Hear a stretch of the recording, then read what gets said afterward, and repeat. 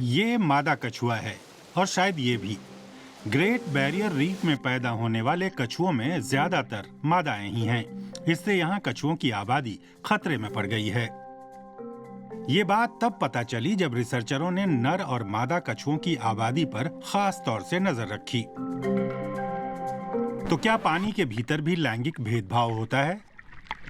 बिल्कुल, और सिर्फ यही ऐसा नहीं है।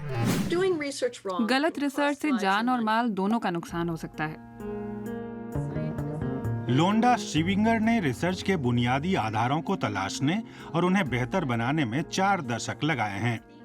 वे कहती हैं कि विश्वसनीय अध्ययन वही होते हैं जिनमें सेक्स, लिंग और इंटरसेक्शनैलिटी पर भी पूरा ध्यान दिया जाए। लेकिन इसका मतलब क्या है? किसी प्राणी का बायोलॉजिकल सेक्स उसके शारीरिक गुणों से तय होता है, लेकिन क्रोमोसोम, हार्मोन और प्रजनन अंग हमेशा नर और मादा की पारंपरिक श्रेणियों में फिट नहीं बैठते। इसीलिए जीव विज्ञानी अब नर मादा स्पेक्ट्रम की बात करते हैं। पारंपरिक रूप से सेक्स या लिंग सामाजिक तौर पर तैयार भूमिकाओं और व्यवहार और पहचानों के एक खास पैटर्न की ओर इशारा करता है। जरूरी नहीं कि ये बायोलॉजिकल से भी मेल खाते हों। इंटरसेक्शनैलिटी अक्सर उन विभिन्न तत्वों के बीच धुंधली सीमाओं को कहते हैं जो हमारे जीवन में अहम भूमिका निभाती हैं।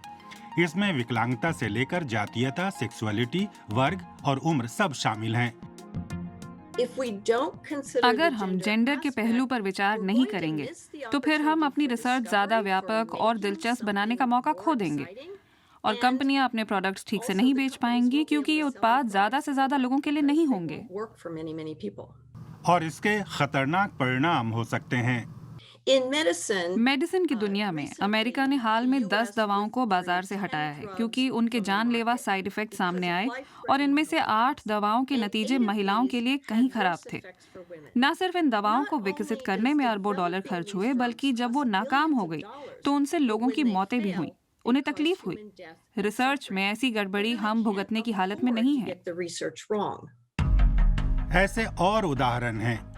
अब तक तो इस बात को पता चले काफी समय हो गया है कि कार दुर्घटना में महिलाओं को पुरुषों के मुकाबले गंभीर चोटें आने का खतरा 50% ज्यादा होता है। इसका कारण यह है कि जब कारों का क्रैश टेस्ट होता है तो वो मानक आकार वाले पुरुषों को ध्यान में रखकर होता है।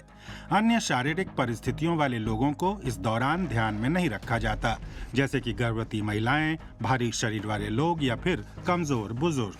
लेकिन अगर सबको ध्यान में रखकर रिसर्च होगी तो इससे पुरुषों को भी फायदा होगा। ओस्टियोपोरोसिस को पहले सिर्फ महिलाओं की बीमारी माना जाता था। बीमारी का पता लगाने और इलाज में देरी हो तो मरीज का जीवन मुश्किल हो जाता है। लेकिन ऐसे मरीजों में 1/3 पुरुष हैं जिनके कूल्हे बाद में टूट ही जाते हैं। इससे मरने वाले पुरुषों की संख्या भी ज्यादा है। हमने पाया है कि फेशियल रिकग्निशन महिलाओं के लिए काम नहीं करता, और सांवली त्वचा वाले लोगों के लिए भी नहीं।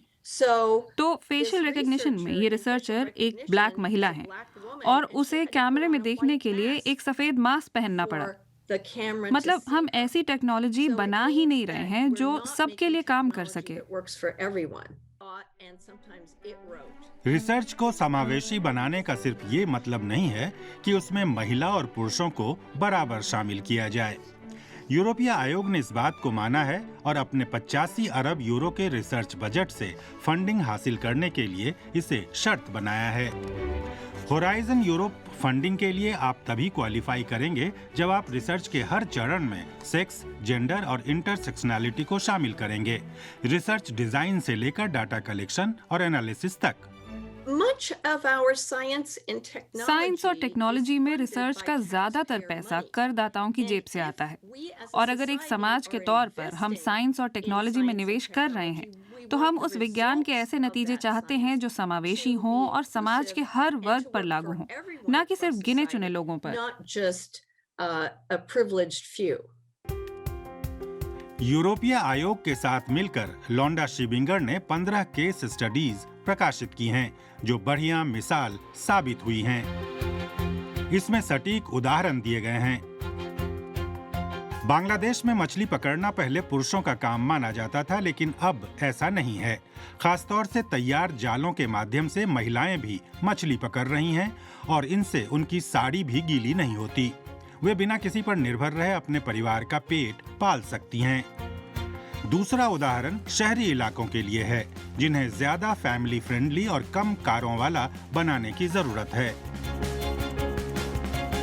और एक केस स्टडी भविष्य में जेंडर से जुड़ी दकियानूसी धारणाओं को बनाए रखने में नई टेक्नोलॉजी की भूमिका की पड़ताल कर रही है।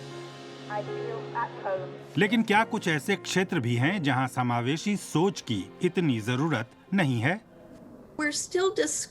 हम पता लगाने की कोशिश कर रहे हैं। बहुत संभव है कि मैथमेटिक्स और थ्योरेटिकल फिजिक्स के लिए ये इतना जरूरी नहीं है, लेकिन ये पता लगाने के लिए हमारे पास अभी कोई रिसर्च भी नहीं है।